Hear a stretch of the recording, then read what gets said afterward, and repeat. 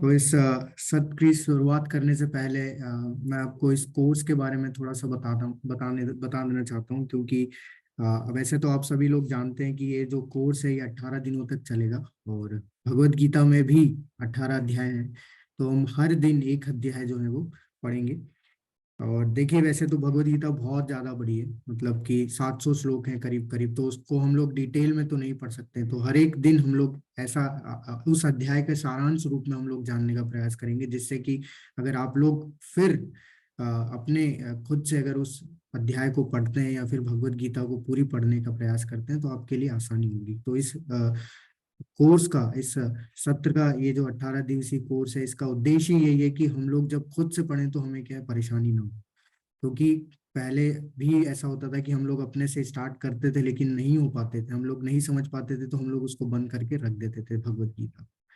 लेकिन अब ऐसा नहीं होगा। हम लोग अगर इसको समझेंगे तो आसानी होगी हम लोगों के लिए कि वास्तव में इस पूरी भगवत गीता में दिया क्या है, और फिर जब हम लोग पढ़ेंगे तो हमारे लिए आसान हो जाएगा उसको समझना।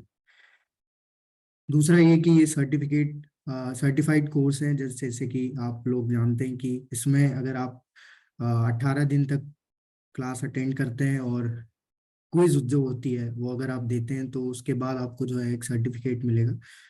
और उस सर्टिफिकेट तभी आपको मिलेगा जब आप जो है वो सारे क्विज, जो कि 18 दिनों तक के हैं, 18 अध्याय के 18 क्विज होंगे आपके शायद, तो उसके आधार पे ही आपको जो है वो सर्टिफिकेट प्राप्त होगा। तो हम लोग आज से जो है पहला अध्याय शुरू करने जा रहे हैं। तो इस अध्याय का नाम है कुरुक्षेत्र के युद्ध स्थल में सैन्य निरीक्षण।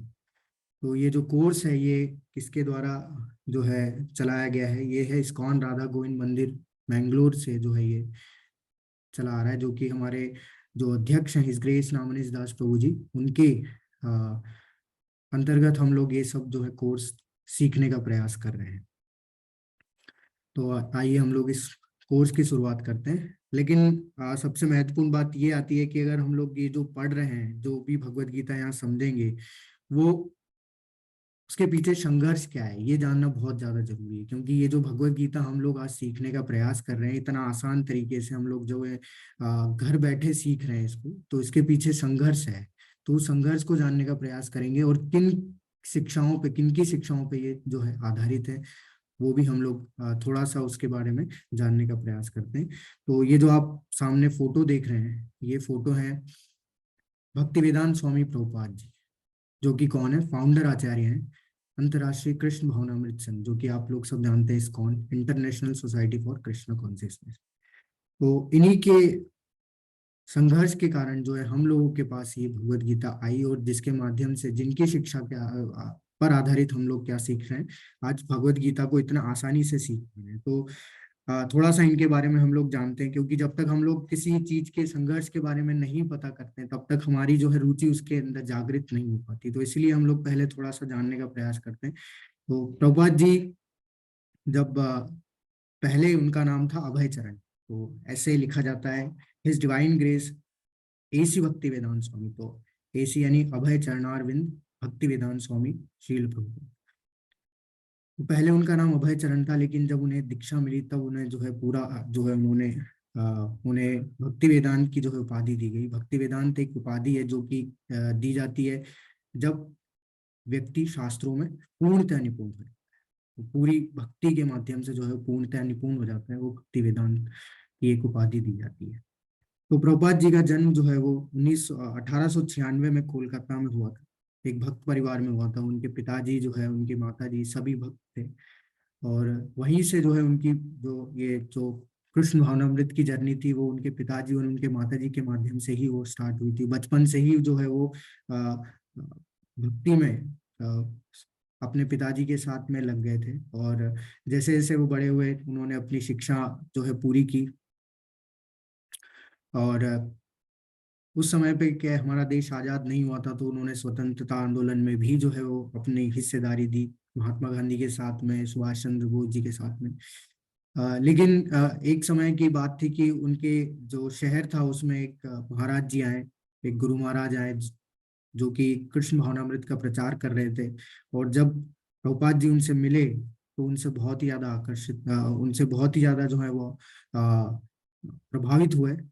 और आगे जाके वही जो गुरु थे वो प्रभुपाद जी के जो है गुरु बने, और प्रभुपाद जी उनके शिष्य बने। और उन्होंने उनके गुरु से, उनके प्रभुपाद जी को आदेश मिला कि आप, क्योंकि प्रभुपाद जी जो कि उस समय पे सारे ब्रिटिश थे, तो उन्हीं के द्वारा सभी सारी शिक्षा प्रणाली चलाई जा रही थी। तो प्रभुपाद जी इंग्लिश में बहुत ज्यादा निपुण थे, अंग्रेजी बहुत अच्छा बोलते थे, लिखते थे। तो उनके गुरु महाराज से उनको आदेश था कि तुम अपनी इस अंग्रेजी भाषा का जो है, जो तुम्हें आती है, जो अच्छे से तुम बोल सकते हो, उसका तुम क्या करो, भगवान की सेवा में जो है उपयोग करो। तो उन्होंने उन्हें आदेश दिया कि तुम इसका जो है पूरे संसार में जो है शास्त्रों का अंग्रेजी में अनुवाद करके पूरे जो पाश्चात्य देश हैं उन लोगों को, तुम लोगों तक ये जो है कृष्ण भावनामृत को पहुंचाओ, कृष्ण भावनामृत तक प्रचार करो। तो प्रभुपाद जी उसमें जुट गए। प्रभुपाद जी लगे, बहुत कोशिश की उन्होंने। शुरुआत में वो इंडिया में उन्होंने बहुत ही ज्यादा जो है संघर्ष किया कि वो लोगों तक भगवत गीता को पहुंचा पाए, लोगों को इस दिव्य ज्ञान से जोड़ पाए, वास्तविक ज्ञान से जोड़ पाए। लेकिन उन्हें इतनी खासी सफलता प्राप्त नहीं हुई। फिर उन्होंने संन्यास लिया, वो वृंदावन गए। तब उनकी आयु 70 साल हो चुकी थी। और 70 साल की आयु में जब व्यक्ति जो है, साधारण व्यक्ति क्या करता है, हम लोग क्या करते हैं साधारणतः, हम लोग 70 साल की व्यक्ति, 70 साल की उम्र में हम लोग रिटायरमेंट लेके जो है कहाँ बैठ जाते हैं, घर में बैठ जाते हैं। लेकिन प्रभुपाद जी ने ऐसा नहीं किया। प्रभुपाद जी ने क्या किया, समाज को सुधारने के लिए, हमारे सारे जीवन को सुधारने के लिए उन्होंने क्या है, 70 साल की उम्र में निर्णय लिया कि वो कैसे भी करके अपने गुरु के आदेश का पालन करने के लिए पाश्चात्य देश जाएंगे। और उन्होंने पाश्चात्य देश जाने का निर्णय ले लिया। उन्होंने बहुत आसपास से लोगों से बहुत रुपए जुटाए, लेकिन उनके पास कुछ रुपए थे नहीं। कुछ ही रुपए लेके वो क्या है, अमेरिका गए। और अमेरिका भी गए, इसका जहाज से नहीं गए। वो गए हैं तो एक मालवाहक जो जहाज होता है, जो कि क्या करता है, इंपोर्ट एक्सपोर्ट के लिए काम आता है, उसमें बैठ के गए। तो प्रभुपाद जी बताते हैं अपनी लीला अमृत में कि वो जहाज ऐसा हिल रहा था जैसे माचिस का डिब्बा हम लोग हिलाते हैं, इस तरीके से हिल रहा था। तो आप सोच सकते हैं कि कितनी भयानक स्थिति होगी। उसमें गए हैं प्रभुपाद जी, उस हालत में अमेरिका गए। और वहां पे उन्होंने फिर जब वो पहुंचे, और इस दौरान जब वो अमेरिका जा रहे थे, तो इस दौरान क्या हुआ, इस दौरान उन्हें 2 हार्ट अटैक आए। और फिर भी प्रभुपाद जी अपने गुरु के आदेश पे टिके रहे। उन पे उनको पूर्ण विश्वास था उनके गुरु के आदेश पे, और भगवान पे कि वो जो करने जा रहे हैं वो वास्तव में पूरा होके रहेगा। तो इसलिए वो वहां पहुंचे, वहां गए, वहां उन्होंने प्रचार शुरू किया। और कुछ 10 साल के अंदर अंदर उन्होंने करीब करीब 108, देखा जाए तो 200 मंदिर के करीब करीब बना दिए उन्होंने। और आज आप देख सकते हैं कि 7 कॉन्टिनेंट है, जिसमें से 6 कॉन्टिनेंट में क्या है, हमारे स्कॉन के टेम्पल है। एक कॉन्टिनेंट छूट गया जो कि अंटार्कटिका है, वहां पे मनुष्य ही नहीं है, जानवर है, तो कैसे वहां पे संभव है। तो ऐसे अभी उन्होंने पूरे जो है विश्व में इस भक्ति इस भगवत गीता का प्रचार किया, कृष्ण भावनामृत का प्रचार किया। और वहां पे उस समय पे जो दयनीय स्थिति थी उस व्यक्तियों की, वहां पे अमेरिका जो क्योंकि हिप्पीज आप लोग जानते हैं, सारे नशे में लगे हुए थे, धूत थे, उनको जो है उन्होंने हिप्पी बनाया, उनको जो है उन्होंने भक्त बनाया। और उनके माध्यम से फिर सारे अ, इस वास्तविक ज्ञान को पूरे संसार में जो है प्रचारित किया। तो उन्हीं की शिक्षा पे आधारित हम लोग जो है ये भगवत गीता का जो पाठ्यक्रम, जो भी हम लोग 18 दिन में सीखेंगे, प्रभुपाद जी की शिक्षाओं पे आधारित ही जो है पूरा हम लोग सीखने का प्रयास करेंगे। तो ये डीटी है, श्री श्री राधा गोविंद, जो कि जहाँ से ये कोर्स जो है प्रस्तुत किया जा रहा है। तो अब हम लोग इसकी शुरुआत करते हैं। वास्तव में यहाँ पे एक शब्द है श्रीमद् भागवत गीता। तो हम लोग भी, सब लोग जानते हैं श्रीमद् भागवत गीता, सबने देखा है, पढ़ा है। लेकिन वास्तव में श्रीमद् भागवत गीता का मतलब क्या होता है? तो श्रीमद् भगवत गीता, 3 शब्द है यहाँ पे, श्री, मद, भगवत और गीता। श्रीमद् का मतलब होता है, श्रीमद् का मतलब होता है सुंदर, भगवत का मतलब होता है भगवान के द्वारा, और गीता मतलब गीत।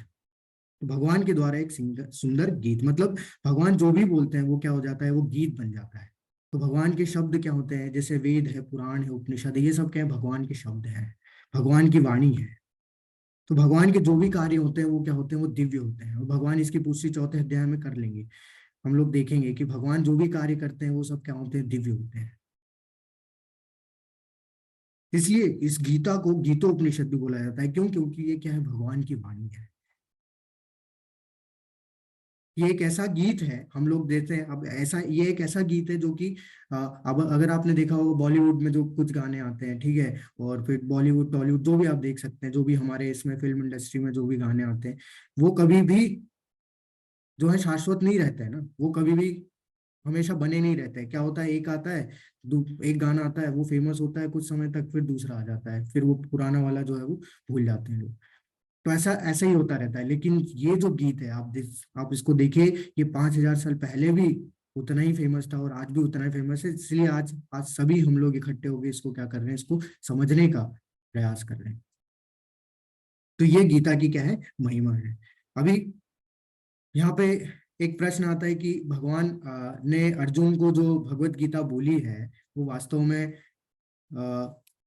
युद्ध स्थल में ही क्यों बोली? क्योंकि ये तो कहीं पे भी और भी बोल सकते थे, ये तो दिव्य ज्ञान है, कहीं पे भी बता सकते थे भगवान, और भी जगह और भी ऐसी सिचुएशन थी, और भी ऐसी जगह थी जहाँ पे कि भगवान बता सकते थे, लेकिन उन्होंने यही जगह क्यों चुनी कि नहीं इसी जगह पे बताना है?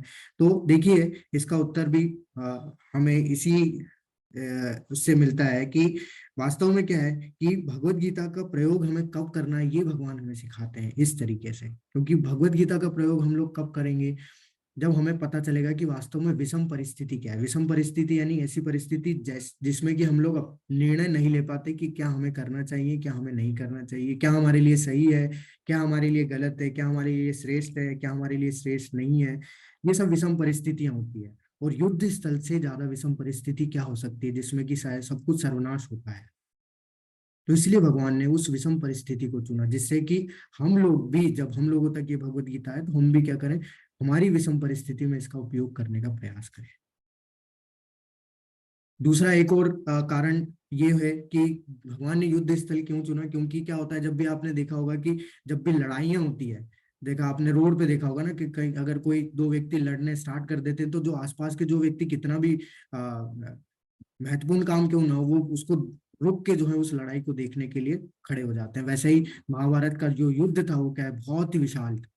तो उस सभी लोग उसी पे जो है आंखें गड़ाए हुए बैठे थे, इसलिए भगवान ने उसी को चुना, जिससे कि क्या हो कि जो देवी देवता हैं ये सब भी हैं, ये क्या कर रहे हैं, ये भी देख रहे हैं। तो उसीलिए उस जगह को चुना जहाँ पे कि वो भगवान इस चीज को क्या कर सके, इस भगवत गीता का ज्ञान दे सके अर्जुन को।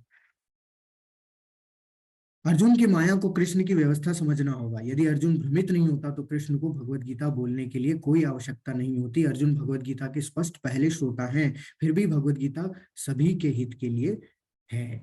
तो अभी यहाँ पे प्रश्न ये आता है कि अर्जुन तो भगवान के मित्र थे, है ना, और अर्जुन तो भगवान के भक्त भी थे, तो फिर भी उनको ये सब क्यों, वो भ्रमित क्यों हो गए, ठीक है, वो मोहित क्यों हो गए, ठीक है? तो ये वास्तव में ऐसा नहीं है। यहाँ पे ये जैसे बोला जा रहा है कि अर्जुन की माया को कृष्ण की व्यवस्था, तो ये भगवान की व्यवस्था है कि भगवान ने अर्जुन को भ्रमित किया। अब ऐसा क्यों किया होगा भगवान ने, कि भगवान अर्जुन को भ्रमित क्यों किए? ठीक है, देखिए, अर्जुन भ्रमित नहीं होते। अर्जुन वैसे ही, अर्जुन का जो है एक नाम आता है गुणाकेश। गुणाकेश मतलब है, गुणक मतलब होता है कि नींद, अंधकार, जिसने कि अज्ञानता को, नींद को, अंधकार को जो है वो पहले ही क्या कर लिया है, विजय, जिस पे विजय प्राप्त कर लिए। तो अर्जुन ऑलरेडी अज्ञानता पे विजय प्राप्त कर चुके हैं, तो उनको कोई भी किसी भी तरीके का मोहित होना या फिर भ्रमित होना कोई बनता ही नहीं है। लेकिन ये भगवान की माया थी, जिससे कि क्या हो सके, ये ज्ञान हम लोगों तक पहुंच सके।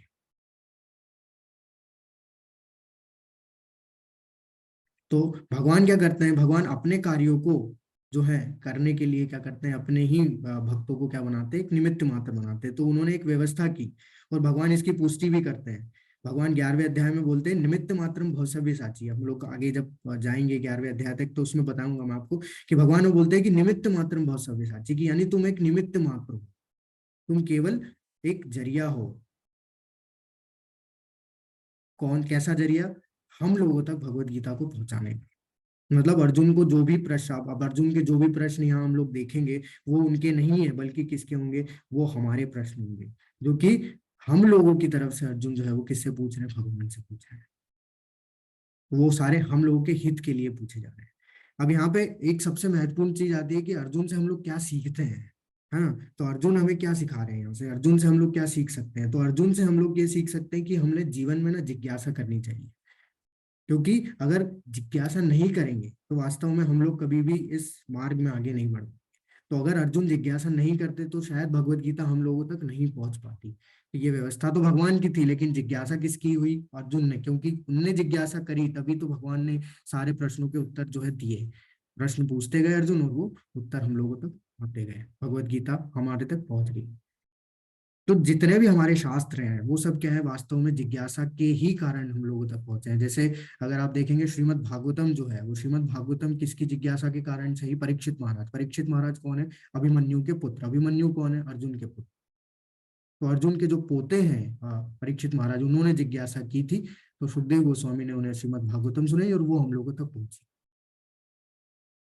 तो अगर हम भी जिज्ञासा करेंगे कि कैसे हम जीवन का, हमारा कैसे वास्तविकता में हमारे जीवन का लक्ष्य क्या है, एंड गोल क्या है, ठीक है, हमें वो कैसे पता चलेगा, हम लोग वो कैसे हासिल कर सकते हैं, ये सब जिज्ञासा जब हमारे पास आएगी, हम लोग यहाँ क्यों आए इस भौतिक संसार में, क्यों दुख झेल रहे हैं सब कुछ होने के बाद भी, तो ये जिज्ञासा हमें क्या करेगी? हमें आध्यात्मिक मार्ग में आगे बढ़ाने के लिए क्या बनाएगी? आध्यात्मिक मार्ग में आगे बढ़ाने के लिए मदद करेगी। तो हमें भी क्या है, जिज्ञासा होनी चाहिए। देखिए वास्तव में एक महाभारत में श्लोक आता है, बहुत ही महत्वपूर्ण श्लोक है, जो कि आता है, आहार निद्रा भय मेथुनम च सामान्य मेतद पशुभिः नराणाम् धर्मो हि तेषाम् अधिको विशेष धर्मेण हीना पशुभिः सम। तो मतलब क्या है, यहाँ पे बता रहे हैं, महाभारत में बताया है कि आहार निद्रा भय और मैथुन, ये जो चार चीज है, ये जानवर भी करते हैं और मनुष्य भी करते हैं। ये चारों चीज जानवरों में और मनुष्यों में बराबर है, एक है, समान है। तो आहार यानी हम भी खाते हैं, जानवर भी खाते हैं। निद्रा, हम भी सोते हैं, जानवर भी सोते हैं। भय, हम भी अपनी रक्षा करते हैं और जानवर भी अपनी रक्षा करता है। मैथुन, मनुष्य भी बच्चे पैदा करता है और जानवर भी बच्चे पैदा करते हैं। तो इन चारों में अगर देखा जाए तो मनुष्यों में और जानवरों में कोई अंतर नहीं है। और अगर आप इसको ध्यान से देखें तो ये जो चार चीजें हैं, आहार निद्रा भय और मैथुन, जानवर हमसे कहीं गुना ज्यादा मात्रा में करते हैं। जैसे आहार हो गया तो हाथी ले लो उदाहरण के तौर पे, वो हमसे कहीं गुना ज्यादा खाता है। निद्रा में ले लो पोलर बियर, जो हमें हमसे कहीं ज्यादा जो है मात्रा में सोता है। भय, तो हमारे पास अस्त्र शस्त्र नहीं होंगे तो हम अपनी अच्छे से इतनी अच्छे से रक्षा नहीं कर पाएंगे जितनी जानवर करते हैं, उनके पास कुछ नहीं होंगे। और मैथुन यानी बच्चे पैदा करना, तो आप देख सकते हैं कि जो मच्छर है कई हजारों की मात्रा में बच्चे पैदा करते हैं, कुत्ते हो गए, बिल्ली हो गए। तो ये जो चार काम है अगर हम भी कर रहे हैं तो हम भी कैसे हैं? हम भी एक तरीके से जानवर है। लेकिन हम लोग क्या है, मनुष्यों को क्या बोला जाता है? मनुष्यों को बोला जाता है कि सफिस्टिकेटेड एनिमल, हम लोग सफिस्टिकेटेड जानवर है, एक विवेकवान जानवर बोल सकते हैं इसको, अगर हम भी ये चारों कामों में लगे हुए हैं तो बस। लेकिन हमें फिर कैसे कोई अलग करेगा जानवरों से? हम लोग अपने आप को जानवरों से अलग कैसे बना सकते हैं? तो बताया जा रहा है, धर्मो ही तेषाम अधिको विशेष, हमारे अंदर धर्म को जानने की जिज्ञासा अगर है, वो अधिक है। अगर उसको हम लोग जानने का प्रयास करेंगे, उस जिज्ञासा को अगर हम लोग जागृत करेंगे, तो हम लोग किससे अधिक हो जाएंगे? जानवरों से ऊपर उठ जाएंगे, क्योंकि जानवरों के पास इतनी जागृत बुद्धि नहीं है कि वो धर्म को जानने की जिज्ञासा करें। धर्मेण ही ना पशु भी नराना, और अगर हम लोग नहीं करते तो हम लोग पशु के ही समान हम लोग क्या है, एक तरीके से अपना जीवन व्यतीत कर रहे हैं इस संसार में। तो अगर हम सभी इन चारों कामों में लिप्त रहेंगे तो हम भी क्या है, एक तरीके से जानवरों का जीवन व्यापन कर रहे हैं। लेकिन धर्म को जानने की जिज्ञासा अगर हम लोग करते हैं तो हम लोग जानवरों से ऊपर उठ जाते हैं। इसलिए हमें क्या है, जिज्ञासा करनी चाहिए कि जीवन का वास्तविक उद्देश्य क्या है और उसे कैसे हम लोग हासिल कर सकते हैं। वास्तविक सुख कहाँ प्राप्त होगा? यहाँ तो सब दुख ही दुख है, कैसे हम लोग को सुख प्राप्त होगा? जैसे वास्तव एक उदाहरण आता है, जैसे आपने देखा होगा कि एक कसाई का घर है ना। कसाई घर में क्या होता है कि जानवर एक लाइन से लगे हुए रहते हैं और एक एक करके कसाई क्या करता है, जानवरों को काटता रहता है ना। वो जो जानवर रहते हैं वो सब क्या है, भोग करते रहते हैं, खाते रहते हैं। अब एक जानवर पहले कट लेके जाता है कसाई, अब दूसरा जानवर क्या है, दूसरा जानवर को पता ही नहीं है कि इसका क्या होने वाला है, वो मस्त खाने में अपना लगा रहता है। लेकिन अगर मान लो ऐसे हम लोगों को बांध दिया जाए और एक एक करके ले जाया जाए, तो हम लोग, हमारे पास बुद्धि, हम लोग देखेंगे ना कि यार ऐसा कहाँ ले जा रहा है और एक एक कम क्यों होते जा रहे हैं, कुछ तो हो रहा है। तो हम लोग अपनी रक्षा करने के लिए या फिर हम लोग कुछ तो कर सकते हैं, क्योंकि हमारी बुद्धि जागृत है। तो वैसे ही है कि हमारे पास बुद्धि है, भगवान ने दी है, उससे हम लोग जिज्ञासा कर सकते हैं इस धर्म को जानने की, वास्तविकता को जानने की, और क्यों हम लोग इसमें फंसे हुए हैं इस संसार में, इसको जानने की, और क्यों दुख झेल रहे हैं इसको जानने की। तो ये जो 18 है ये बहुत ही शुभ है, क्योंकि 18 पर्व होते हैं महाभारत में, और 18 अध्याय भी हैं भगवत गीता में, 18 पुराण है हम लोग के शास्त्रों में। और ये जो युद्ध चला है वो भी 18 दिनों तक चला था महाभारत का, और 18 अक्षौणी सेना थी, जिसके जिनमें से 11 कौरवों के पास थी और 7 जो है वो पांडवों के पास थी। तो बस सबसे महत्वपूर्ण ये स्लाइड है जिसमें कि हम लोग को ये पता चलेगा कि वास्तविकता में भगवत गीता हमें किन किन विषयों के बारे में बताती है। तो वैसे तो हम लोग देखते हैं कि हम लोग भौतिक शिक्षा से सब बहुत सारी चीजें सीख सकते हैं, ठीक है, साइंस हमें बहुत सारी चीजें सिखा देता है, लेकिन वास्तव में जो चीज डिटेल में जो बताई गई है वो यहाँ नहीं मिलती। कहाँ पे? भौतिक शिक्षा से नहीं मिलती, जो कि स्कूलों में और हम लोग देखते हैं कि कॉलेजों में जो पढ़ाया जाता है वहाँ कहीं ये चीज नहीं बताई जाएगी, इन पांचों विषयों के बारे में नहीं बताया जाएगा। तो भगवत गीता हमें बताती है कि ईश्वर कौन है, वो उनका हमारे साथ संबंध क्या है, उनका स्वभाव क्या है। भगवत गीता बताती है जीव यानी आत्मा क्या है, उसका स्वभाव क्या होता है।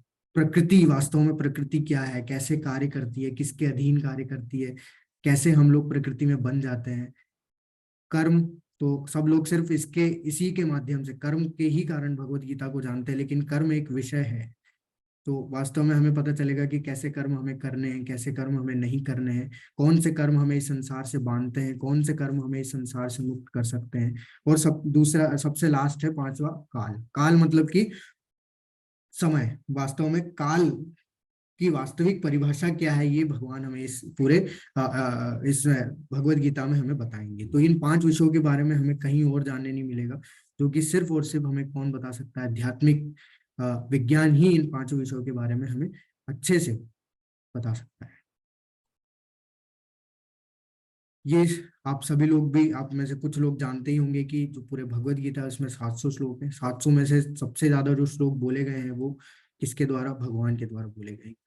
जाहिर बात है, क्योंकि उन्होंने सारे श्लोकों के माध्यम से हमें क्या है, अपने श्लोकों के माध्यम से हमें क्या दिया है? सॉल्यूशन दिया है। इसलिए जो भी उनके श्लोक है वो सब क्या दे रहे हैं? हमें सॉल्यूशन दे रहे हैं एक तरीके से। अर्जुन के जितने भी श्लोक है उसमें प्रार्थनाएं भी हैं, प्रश्न भी हैं। तो दूसरा दो सबसे ज्यादा श्लोक बोले जाने वाले जो है व्यक्ति वो अर्जुन है इसमें। उसके बाद संजय और धृतराष्ट्र ने एक श्लोक बोला है, जो कि आज के अध्याय में हम लोग पढ़ेंगे। तो आप सभी का स्वागत है। हम लोग शुरुआत करते हैं, लेकिन शुरुआत करने से पहले हम लोग गीता की महिमा के बारे में थोड़ा पढ़ेंगे। तो गीता की महिमा के बारे में श्रीपाद आदि शंकराचार्य जी द्वारा जो है एक महात्म्य लिखा गया था गीता की महिमा में, गीता महात्म्य। तो उन्होंने उसमें गीता की महिमा के बारे में क्या क्या लिखा है वो देखते हैं हम लोग। गीता शास्त्रम इदम पुण्यम य पठेत प्रयतः पुमान् वैष्णवो पादम अवाप्नोति भय शोकादि वर्जितः। भगवत गीता दिव्य साहित्य है, जो इसे ध्यान पूर्वक पढ़ता है और इसके उपदेशों का पालन करता है वो भगवान विष्णु का आश्रय प्राप्त करता है, जो कि समस्त भय तथा चिंताओं से मुक्त होते हैं। तो देखिए, जो भय है और जो चिंता है ये हमारे साथ हमेशा लगी रहेगी। हम लोग कितना भी प्रयास कर लें भय और चिंता से मुक्त होने के लिए, हम लोग कभी मुक्त नहीं हो पाएंगे। अगर हम लोग चाहें कि भय और चिंता से तुरंत मुक्त हो जाएंगे तो असंभव है कि हम लोग भय और चिंता से मुक्त हो जाए। तो ये जो भय और चिंता है ये हमेशा हमारे साथ जो है वो क्या है? लगी रहेगी। तो अगर हम लोग कुछ नहीं भी करेंगे तो ये भय और चिंता हमारे साथ आती ही रहेगी, हम लोग कितना भी कोशिश कर लें इससे नहीं बच सकते। तो इसलिए शंकराचार्य जी यहाँ पे क्या बता रहे हैं कि भय और चिंता से अगर मुक्त होना है तो हमें क्या करना है? हमें, अगर कोई कोई भी व्यक्ति अगर इसको ध्यान पूर्वक पढ़ लेगा तो क्या होगा? वो भय और चिंता से आसानी से जो है मुक्त हो जाएगा। उसको किसी भी तरीके का चिंता या भय नहीं सताएगा इस संसार में। अब भय देखिए, भय हर किसी को लगा रहता है। ऐसा नहीं है कि सिर्फ और सिर्फ व्यक्ति जो है बड़ा होता है तभी भय होता है। तो भय उसको हमेशा बना रहता है, हर व्यक्ति को। कैसे भय बना रहता है? जैसे कोई बच्चा है तो बच्चे को क्या भय है? बच्चे को भय है कि वो कब उसको खेलने के लिए समय मिल पाएगा कि नहीं मिल पाएगा। उसको ये भय रहता है, बना रहता है, चिंता बना रहती है कि उसको इतने पढ़ाई जो है उसके होमवर्क दिए हैं, उसको कुछ मिल पाएगा समय इसमें? नहीं। उसके बाद जब व्यक्ति बड़ा होता है, कुमार अवस्था में आता है, तो उसको जो है अपने सक्सेस की जो है वो चिंता चल सताने लगती है। फिर जब वो जिम्मेदार बनता है तो जिम्मेदारी, परिवार की जिम्मेदारी, इनकी जो है समस्याएं सताने लगती है, भय और जब वो अंत में जब बूढ़ा हो जाता है तो उसको मृत्यु की जो है वो समस्या है या फिर भय जो है, चिंताएं सताने लगती है। तो हम देख रहे हैं कि बचपन से लेके बुढ़ापे तक जो है वो भय और चिंताएं बढ़ती ही जाती है, खत्म तो होती ही नहीं है। तो शंकराचार्य जी यहाँ पे हमें ये बता रहे हैं कि वास्तव अगर कभी हमें इस भय और चिंता से मुक्त होना है इसी भौतिक संसार में रहते हुए, तो हमें क्या है, इस भगवत गीता के दिव्य साहित्य को पढ़ना पड़ेगा। अगर हम लोग इसको ध्यान पूर्वक पढ़ते हैं, समझते हैं और इसमें दिए गए उपदेशों का पालन करते हैं, तो हम लोग आसानी से भय और चिंता से मुक्त हो सकते हैं। गीता अध्ययनशीलस्य प्राणायाम परस्य च नैव सन्ति हि पापानि पूर्वजन्म कृतानि च। यदि कोई भगवत गीता को निष्ठा तथा गंभीरता के साथ पढ़ता है तो भगवान की कृपा से उसके सारे पूर्व दुष्कर्मों के फलों का उस पर कोई प्रभाव नहीं पड़ता। बिल्कुल ये जो बताया गया है इस श्लोक की पुष्टि भगवान जो है, ये जो गीता की महिमा के बारे में जो शंकराचार्य जी बता रहे हैं, इसकी पुष्टि भगवान दूसरे तीसरे अध्याय में हम लोग को बताएंगे कि वास्तव में हम लोग कैसे जो हमारे ऊपर दुष्कर्मों के जो फल हैं, जो भी प्रभाव पड़े हुए हैं, उसको हम लोग कैसे समाप्त कर सकते हैं, कैसे हम लोग उसको कम कर सकते हैं, किसके माध्यम से, सिर्फ इस भगवत गीता को निष्ठापूर्वक पढ़ने से और समझने से और इसके उपदेशों को पालन करने से। गीता सुगीता कर्तव्य किमन्यो शास्त्र विस्तर है यह स्वयं पद्मनाभस्य मुख पद्मा विनिसृता। चूंकि भगवत गीता भगवान के मुख से निकली है, अतएव किसी अन्य वैदिक साहित्य को पढ़ने की आवश्यकता नहीं रहती। केवल भगवत गीता का ही ध्यान पूर्वक तथा मनोयोग से श्रवण तथा पठन करना चाहिए। केवल एक पुस्तक भगवत गीता ही पर्याप्त है, क्योंकि ये समस्त वैदिक ग्रंथों का सार है और इसका प्रवचन भगवान ने किया है। तो देखिए, बहुत सारे लोग ऐसे बोलते हैं कि हमें शास्त्र पढ़ने चाहिए, क्योंकि ये तो क्या है, ये तो एक तरीके से सार है। हमें डिटेल में पढ़ना चाहिए, वेदों को पढ़ना चाहिए, उपनिषदों को पढ़ना चाहिए।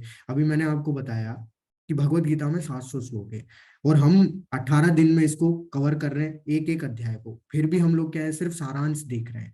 तो अगर आप देखें 700 श्लोक को, अगर आप गणना करेंगे 700 श्लोकों को, अगर एक एक श्लोक के साथ में आप अनुवाद तात्पर्य सब पढ़ेंगे और समझेंगे, तो करीब करीब आपको 2.5 साल लग जाएंगे। तो ये 700 श्लोकों को पढ़ने में 2.5 साल लग रहे हैं। तो जो वेद हैं, 4 वेद हैं, हर एक वेद में कन नहीं मान के भी हम लोग देख सकते हैं 10 से 12 हजार श्लोक होंगे। और उसके अध्याय, उसके आधार पर अगर हम लोग देखें तो कितने साल लगेंगे हमें 4 वेद पढ़ने में। उसके बाद उन वेदों को समझने के लिए उपनिषद है, उपनिषद पढ़ने में पता नहीं कितने साल लगेंगे। फिर उपनिषदों को समझने में फिर हमें और जो है पुराण पढ़ने पड़ेंगे, फिर इतिहास पढ़ने पड़ेंगे, तब जाके हमें जो है सब पूरी चीजें समझ में आएगी। तो हमारे पास क्या इतना समय है? बात ये आती है। तो इसके लिए भी बताया गया है, कलयुग में जो हम लोग हैं, हम लोगों की क्या है, हम लोगों की कुछ क्वालिटीज है जो कि ऑलरेडी पहले से ही श्रीमद् भागवतम में बताई गई थी।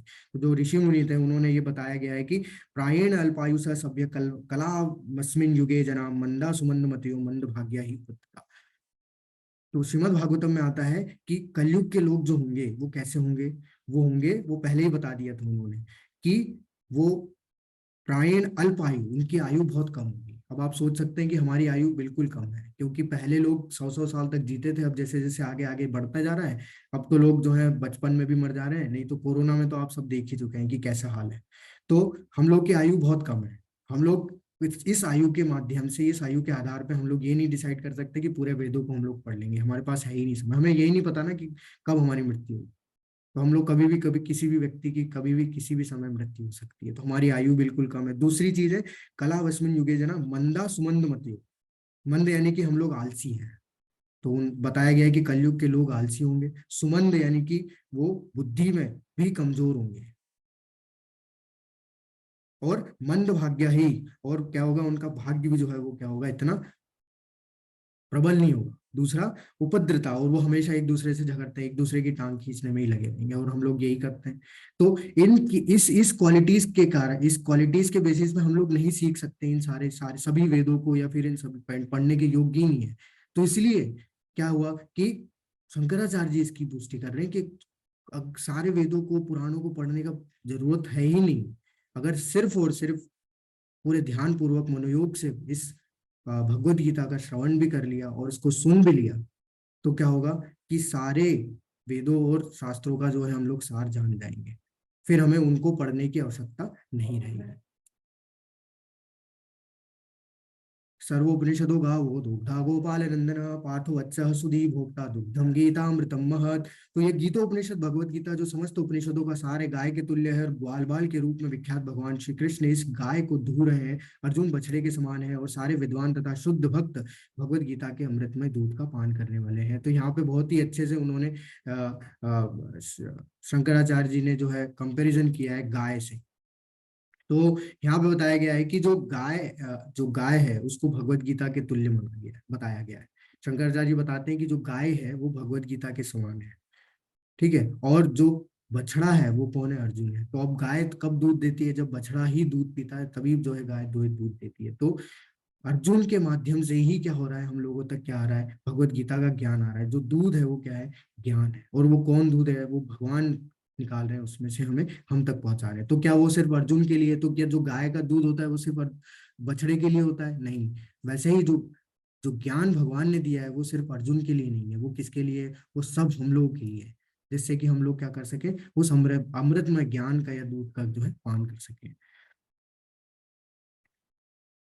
लास्ट में वो लिखते हैं, एकम शास्त्रम देवकी पुत्र गीतम एको देवो देवकी पुत्र एव एको मंत्रस्य नमामि नामानि यानि कार्मा कार्माप्येकम तस्य देवस्य सेवा। आज के युग में लोग एक शास्त्र, एक ईश्वर, एक धर्म तथा एक वृत्ति के लिए अत्यंत उत्सुक हैं। अतः सारे विश्व के लिए केवल एक शास्त्र भगवत गीता हो, सारे विश्व के लिए एक ईश्वर हो देव की पुत्र श्री कृष्ण, एक मंत्र एक प्रार्थना हो उनके नाम का कीर्तन, हरे कृष्ण कृष्ण कृष्ण हरे हरे, हरे राम राम राम हरे हरे, और एक ही कार्य हो, भगवान की सेवा। तो हम लोग सभी यही मानते हैं कि हम लोग का एक सबका यही होता है कि एक ही धर्म होना चाहिए, एक ही शास्त्र होना चाहिए, एक ही भगवान होना चाहिए। तो उसकी पुष्टि शंकराचार्य जो है यहाँ पे बता रहे हैं कि एक ही शास्त्र है, वो है देव की पुत्र गीतम, जो कि भगवान श्री कृष्ण के द्वारा जो बोली गई गीता है वो एको देवो देव की पुत्र, एक ही भगवान है वो है देव की पुत्र यानी कि भगवान श्री कृष्ण, एक ही मंत्र है भगवान के नाम का जप, और एक ही कार्य है भगवान की सेवा।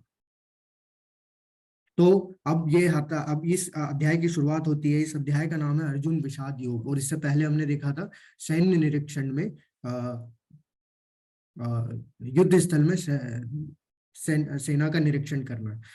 तो यहाँ पे क्या हुआ? यहाँ पे जो दो अलग अलग नाम है, तो आचार्यों के द्वारा भी नाम दिए गए हैं। तो आचार्यों ने नाम दिया है कि युद्ध स्थल में सैन्य निरीक्षण। तो क्या है कि यहाँ पे चार कैरेक्टर है जो कि क्या करते हैं?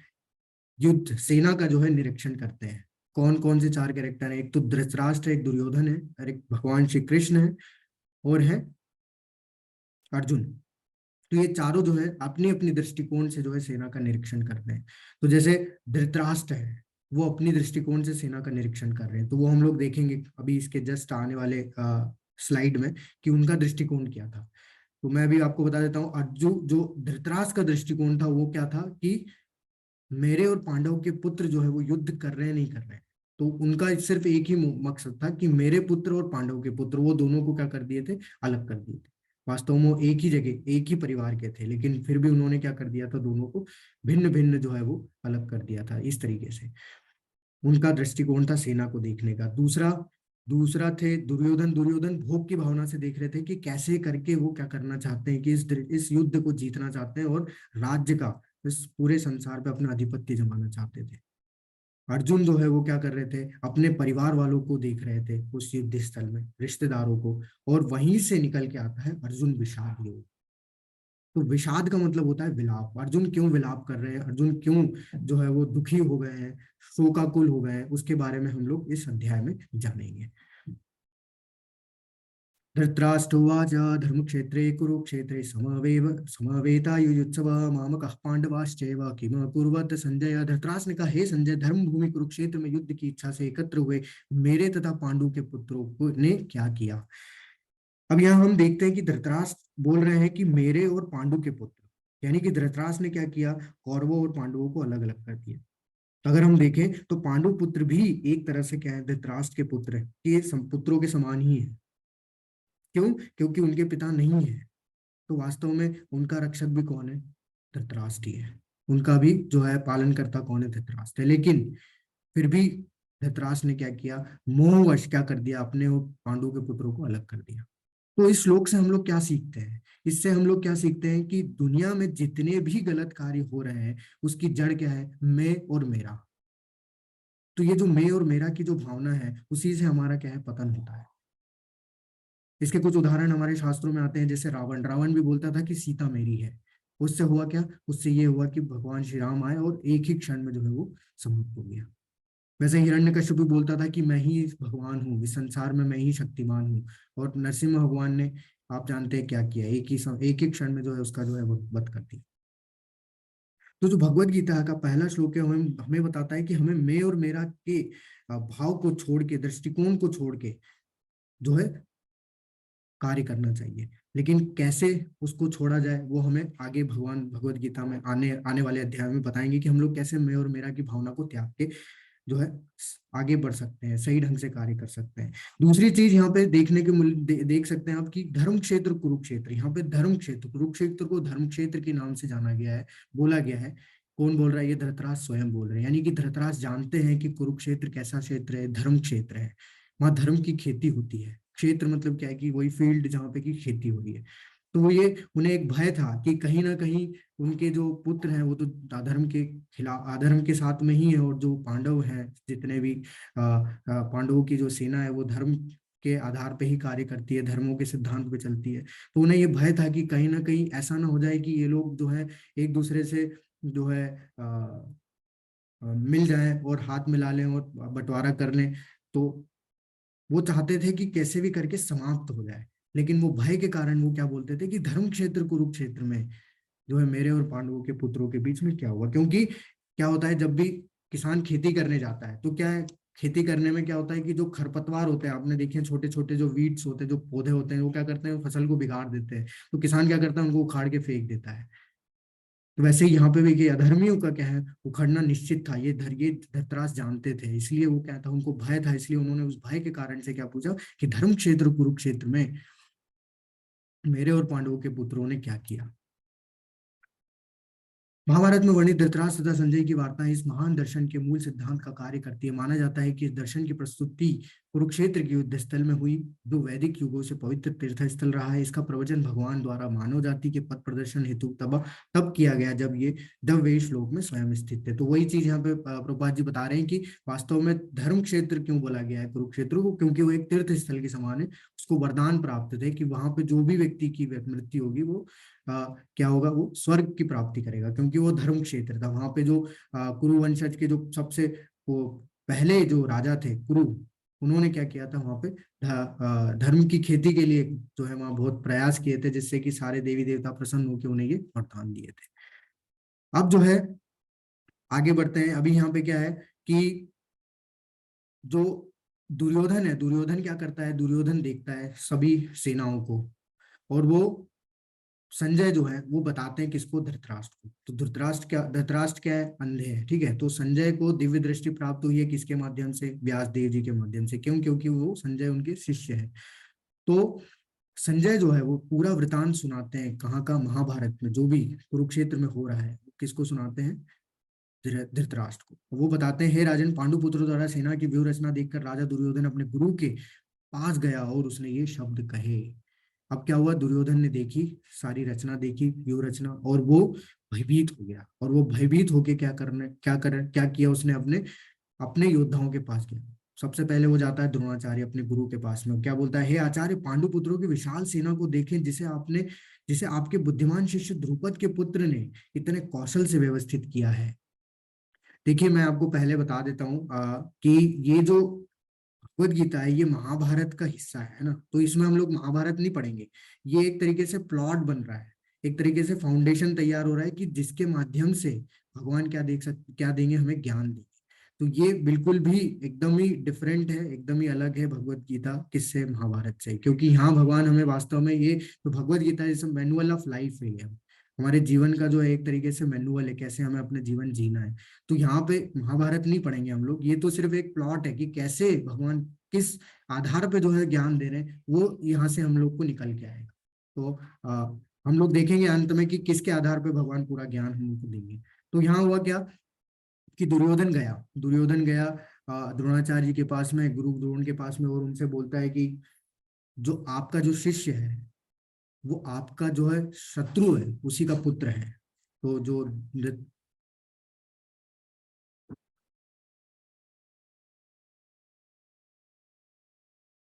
तो ये जो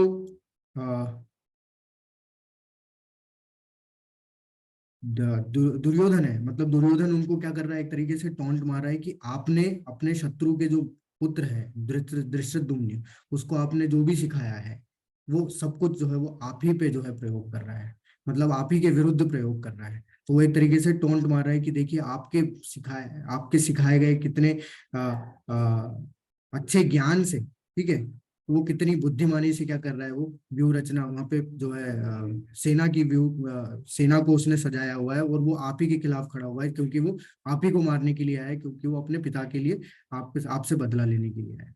तो वो एक तरीके से टॉन्ट मार रहा है कि देखिए आपका शिष्य है और आप ही के खिलाफ जो है सब कुछ जो है प्रयोग कर रहा है। तब कुरुवंश के वयोवर वैसा करके क्या करता है, दुर्योधन सबके पास जाता है, तो अब इस ये भयभीत, क्योंकि डरा हुआ है व्यूह रचना देख के, तो उसको थोड़ा सा हिम्मत देने के लिए जो भीष्म पितामह है वो क्या करते हैं, वो अपना शंखनाद, जो शंख होता है वो बजाते हैं। तो जब भी युद्ध की शुरुआत होती थी तो क्या होता था कि वो शंख बजते थे, पहले शंखनाद होता था, उसके बाद युद्ध जो है स्टार्ट होता था। तो तब कुरुवंश के वयोवृद्ध परम प्रतापी एवं वृद्ध पितामह ने सिंह गर्जना की सी ध्वनि करने वाले अपने शंख को उच्च स्वर से बजाया, जिससे दुर्योधन को हर्ष हुआ। तब वो जो है थोड़ा सा शांत हो गया। दूसरी ओर से श्वेत घोड़ों द्वारा खींचे जाने वाले विशाल रथ पर आसीन कृष्ण तथा अर्जुन ने अपने अपने दिव्य शंख बजाए। वैसे ही सामने पांडवों की सेना ने भी क्या किया, अपने दिव्य शंखों को बजाया। उस समय हनुमान से अंकित ध्वजा लगे रथ पर आसीन पांडुपुत्र अर्जुन अपना धनुष उठाकर तीर चलाने के लिए उद्यत हुआ। हे राजन, धृतराष्ट्र के पुत्रों को व्यू में खड़ा देखकर अर्जुन ने श्री कृष्ण से ये वचन कहे। अब क्या हुआ, अर्जुन भी तैयार हो गया, ठीक है। हनुमान जी जो है वो, अब देखिए जहाँ पे भगवान होते हैं वहां पे उनके भक्त जो है वो उपस्थित रहते हैं। तो हनुमान जी भी जो है अर्जुन के जो रथ पे जो ध्वजा था उसके ऊपर जो है वो भगवान हनुमान जी भी बैठे हुए थे, क्या करने के लिए, एक तरीके से सपोर्ट के लिए, ठीक है, युद्ध में। तो अब अर्जुन ने क्या किया, भगवान से ये बोला, क्या बोला, अर्जुन ने कहा, हे अच्युत, कृपा करके मेरा रथ दोनों सेनाओं के बीच में ले चले, जिससे मैं यहाँ युद्ध की अभिलाषा रखने वालों को और शस्त्रों की इस महान परीक्षा में जिनसे मुझे युद्ध संघर्ष करना है उन्हें देख सकूं। अब देखिए यहाँ पे भगवान को अच्युत बोला जा रहा है ना, तो जो भी आने वाले भगवत गीता में, पूरी भगवत गीता में जो भी भगवान के नाम अर्जुन लेने वाले हैं, ठीक है, उसके पीछे ना रहस्य है। तो यहाँ भी अच्युत बोला गया, अच्युत का मतलब वो जो कि कभी अपने पद से नीचे नहीं आते, नहीं गिरते, ठीक है। तो जैसे भगवान है, भगवान अपने दिव्य पद पे स्थित है, वो भगवान तो है, लेकिन फिर भी उन्होंने क्या क्या क्या बनना स्वीकार किया, अर्जुन का सारथी बनना स्वीकार किया। तो वो सारथी है, उन्होंने स्वीकार किया किसके लिए, अर्जुन के लिए, लेकिन वास्तव में वो है भगवान ही, वो अपने उच्च पद पे स्थित है। तो अब अर्जुन बोलते हैं कि ऐसा करिए कि दोनों सेनाओं के बीच में इस रथ को लेके चलिए, मैं देखना चाहता हूँ कि कौन कौन मुझसे जो है लड़ने के लिए आए हैं, कौरवों की सेनाओं को देखने के लिए। अर्जुन ने वहां पर दोनों पक्षों की सेना के मध्य में अपने चाचा ताऊओं पितामह गुरुओं मामों भाइयों पुत्रों पौत्रों मित्रों ससुरों और शुभ चिंतकों को भी देखा। अब अर्जुन क्या करते हैं, वहां पे अपने सारे रिश्तेदारों को देखते हैं, सारे सगे संबंधियों को देखते हैं उसमें।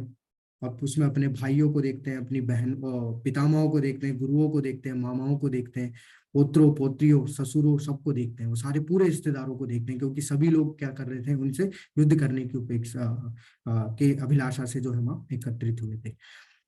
दृष्टमेवं सजं कृष्णं युयुत्सं समुपस्थितं सिद्धन्ति मम गात्राणि मुखच्च परिशुष्यति। अर्जुन ने कहा, हे कृष्ण, इस प्रकार युद्ध की इच्छा रखने वाले मित्रों तथा संबंधियों को अपने समक्ष उपस्थित देखकर मेरे शरीर के अंग कांप रहे हैं और मेरा मुख सूखा जा रहा है। अब अर्जुन ने क्या किया, अपने रिश्तेदारों को देखा। हम लोग भी क्या है, अपने रिश्तेदारों से, अपने माता पिता भाई बहन सबसे क्या है, हम लोग भी आसक्त होते हैं। अगर हम लोग भी इस तरीके से देखेंगे तो हमारा भी क्या होगा, हृदय जो है वो क्या हो जाएगा, पसीज जाएगा। वैसे ही अर्जुन का भी क्या हो गया, हृदय पसीज गया। अर्जुन जो है वो क्या हो गए, मोहित हो गए। वो बोले कि ये सगे संबंधियों को मैं अपने समक्ष उपस्थित देखकर मैं कांप रहा हूँ, कि ये सबके साथ तो मैं खेलता था, ये सबके साथ तो मैं अमोद प्रमोद करता था, मैं इनसे युद्ध, ये सब मेरे से युद्ध करने के लिए आए, तो इसको ये सब देख के क्या हो गया, वो अर्जुन बोल रहे हैं मेरा शरीर कांप रहा है और मेरा मुंह सूखा जा रहा है। हे कृष्ण, इस युद्ध में अपने ही स्वजनों का वध करने से ना तो मुझे कोई अच्छाई दिखती है और ना मैं उससे किसी प्रकार की विजय राज्य या सुख की इच्छा करता हूँ। अब अर्जुन जो है वो बोल रहे हैं कि मैं इनको मार दूंगा तो मुझे कुछ अच्छा ही तो दिखती नहीं, क्योंकि ये तो सब मेरे ही रिश्तेदार हैं, सब मेरे ही तो सगे संबंधी है, शुभ चिंतक हैं। अब मैं इन्हें मार दूंगा तो इसमें कैसी अच्छाई, तो इसमें मैं, मुझे विजयी ये राज्य या सुख कुछ भी मिलता हो उसमें मुझे किसी तरीके की इच्छा नहीं है, मैं युद्ध ये नहीं कर पाऊंगा, मैं नहीं इन्हें मार। हे गोविंद, हमें राज्य सुख अथवा इस जीवन से क्या लाभ, क्योंकि जिन सारे लोगों के लिए हम उन्हें चाहते हैं वे ही इस युद्ध भूमि में खड़े हैं। हे मधुसूदन, जब गुरुजन, पितृगण, पुत्रगण, पितामह, मामा, ससुर, पौत्रगण, साले तथा अन्य सारे संबंधी अपना धन एवं प्राण देने के लिए तत्पर हैं और मेरे समक्ष खड़े हैं, तो फिर मैं इन सबको क्यों मारना चाहूंगा, भले ही वे मुझे क्यों ना मार डाले। हे जीवों के पालक, मैं इन सबों सबों से लड़ने को तैयार नहीं, भले ही बदले में मुझे तीनों लोग क्यों ना मिलते हो। इस पृथ्वी की तो बात ही छोड़ दे, भला धृतराष्ट्र के पुत्रों को मारकर हमें कौन सी प्रसन्नता मिलेगी। अब अर्जुन जो है वो क्या कर रहे हैं, युद्ध नहीं करने के अलग अलग जो है कारण दे रहे हैं कि ये सब तो मेरे जो है क्या है, सारे सब सब लोग मेरे रिश्तेदार हैं, मेरे गुरुजन भी हैं उसमें, सब मेरे शुभचिंतक भी हैं, तो इनको मारने से मुझे कुछ कुछ सफलता प्राप्त तो होगी नहीं, क्योंकि मैं इन्हें मार भी दूंगा तो जो मुझे मिलेगा भी उससे मुझे क्या ही मिलेगा, मैं कैसे उससे सुख भोगूंगा। तो ना तो मैं इनसे युद्ध नहीं कर पा, मैं इनसे युद्ध नहीं करूंगा, ना मैं इनको मारूंगा, फिर मुझे तीनों लोग भी क्यों ना प्राप्त हो रहे हो, मुझे इनको मारने में किसी भी तरीके की प्रसन्नता नहीं दिखती, इसलिए मैं युद्ध नहीं करूंगा। यदि हम ऐसे आतताइयों का वध करते हैं तो हमें हम पर पाप चढ़ेगा, अतः यह उचित नहीं होगा कि हम धृतराष्ट्र के पुत्रों तथा उनके मित्रों का वध करें। हे लक्ष्मीपति कृष्ण, इससे हमें क्या लाभ होगा और अपने ही कुटुंबियों को मारकर हम किस प्रकार सुखी हो सकते हैं। तो यहाँ पे अर्जुन जो है वो क्या है, शास्त्रों के आधार पे ये जो है बात कर रहे हैं कि जो आतताई होते हैं, तो जो 6 प्रकार के आतताई होते हैं, जैसे नीचे दिया गया है, विष देने वाले, घर में अग्नि लगाने वाले, घातक हथियार से आक्रमण करने वाले, धन लूटने वाले, दूसरों की भूमि हड़पने वाले, पराई स्त्री पर का अपहरण करने वाले। तो ये जो 6 आतताई होते हैं, इनको मारने पे किसी भी प्रकार का जो है पाप नहीं करता। लेकिन मारने के लिए क्या होता है, मारने के लिए व्यक्ति डिसाइड होता है, ऐसा नहीं होता है कि कोई भी व्यक्ति जाके मार देगा। ठीक है, तो कानून के हिसाब से, जैसे हम लोग के समय पे कोई भी बोल सकता है अच्छा इसने ऐसा किया तो हम लोग मार दे, तो हम लोग कानून के खिलाफ जा रहे हैं। तो कानून के आधार पर अगर ये चीजों की जाती है तो उसको कोई किसी भी तरीके का क्या है, पाप नहीं चढ़ेगा। तो अब ये जो धृतराष्ट्र और ये सब जो कौरव थे, ये सब क्या थे, ये सारे 6 आतताइयों में आते थे। जैसे विष देने वाले, तो बचपन में भीम को उन्होंने विष दे के मारने का प्रयास किया था खीर में। घर में अग्नि लगाने वाले, लाक्षागृह में आग लगाई थी उन्होंने। घातक हथियार से आक्रमण करने वाले, कई बार उन्होंने उन्हें पांडवों को मारने का प्रयास किया था। धन लूटने वाले, उन्होंने लूटा है, दूसरों की भूमि हड़पी है।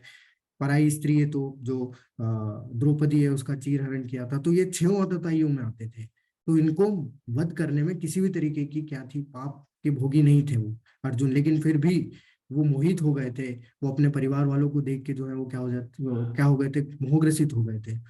तो इसलिए वो ये सब चीजें क्या है, शास्त्रों के आधार पर बता रहे थे, वास्तव में युद्ध नहीं करने के जो है वो कारण दे रहे थे।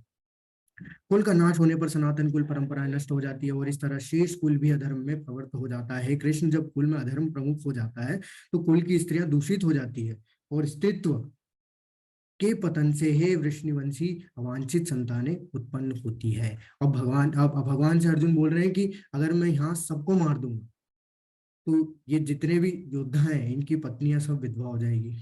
ठीक है, और जो इनके घर में संतानें पैदा होगी वो भी कैसी होगी, वो भी अधर्मी हो जाएगी। क्यों? क्योंकि उनको सिखाने वाला कोई भी नहीं रहेगा, क्योंकि इसमें जो वयोवृद्ध हैं, जो भीष्म पितामह है, द्रोणाचार्य है, जो भी है बड़े बड़े लोग, जो कि धर्म के सिद्धांत के बारे में बताते हैं, वो सब समाप्त हो जाएंगे। वो सबका यहाँ पे मैं वध कर दूंगा। तो जो संतानें होगी वो भी क्या होगी, वो भी अधर्मी होगी, और इससे पूरे कुल का जो है वो क्या हो जाएगा, नाश हो जाएगा।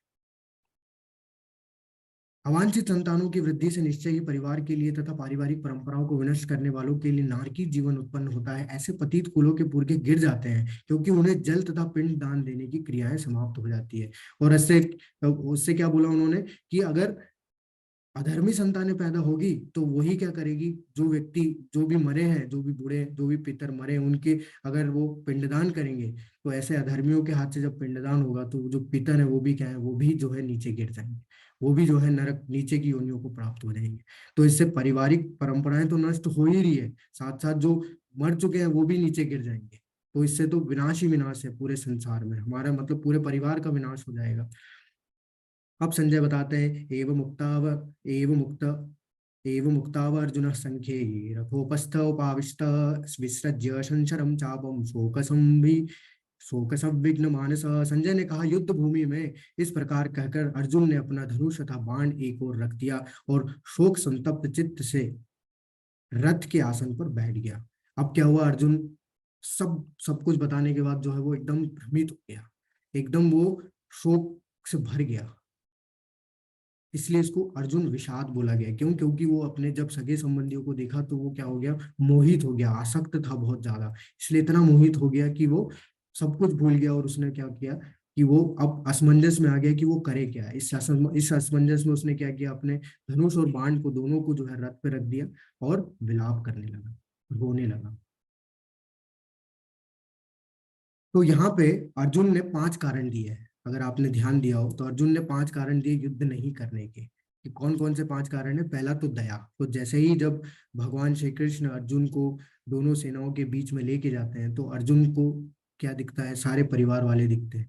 उसके कारण से उसके अंदर दया भाव पैदा हो जाता है।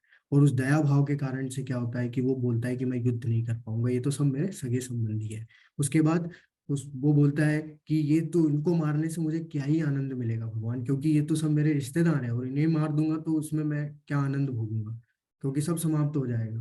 उसके बाद तीसरा दिया था उन्होंने कि अगर मैं अपने ही परिवार वालों को मार दूंगा तो मैं पाप का भोगी बन जाऊंगा, तो मैं ये युद्ध नहीं कर पाऊंगा। चौथा उन्होंने दिया कि अगर मैं सबको मार दूंगा तो पारिवारिक परंपराएं का क्या हो जाएगा, नाश हो जाएगा, और सब अवांछित संतानें पैदा हो जाएगी, और फिर पूरा पुरखे भी नीचे गिर जाएंगे, पूरा परिवार नष्ट हो जाएगा। और अंत में उन्होंने धनुष और बाण दोनों उठा के नीचे रख दिए। असमंजस में आ गए कि उन्हें समझ नहीं आ रहा कि करें तो करें क्या इस विषम परिस्थिति में, और विलाप करने लगे। इसलिए इस अध्याय का नाम क्या है? अर्जुन विषाद योग, विलाप करने लगे। तो अभी ये अध्याय हमारा यही समाप्त होता है। तो इन 5 कारण, तो ये एक प्लॉट बन गया कि अर्जुन ने 5 कारण दिए युद्ध नहीं करने के। तो अब भगवान इन 5 कारणों को स्वीकार करते हैं या फिर नहीं, इसका खंडन करते हैं, या फिर इसके बारे में कुछ बताते हैं। तो ये सब चीजें हमें इसके माध्यम से एक एक करके भगवान क्या करेंगे, पूरे भगवत गीता में हमें बताएंगे डिटेल में कि वास्तव में कि इनको स्वीकार करना है या फिर इनको खंडन करना है। तो आज का हमारा ये अध्याय यही समाप्त होता है। अगर आप लोगों के कोई प्रश्न है तो आप डिजिटल हैंड रेज कर सकते हैं, और या तो चैट बॉक्स में लिख सकते हैं।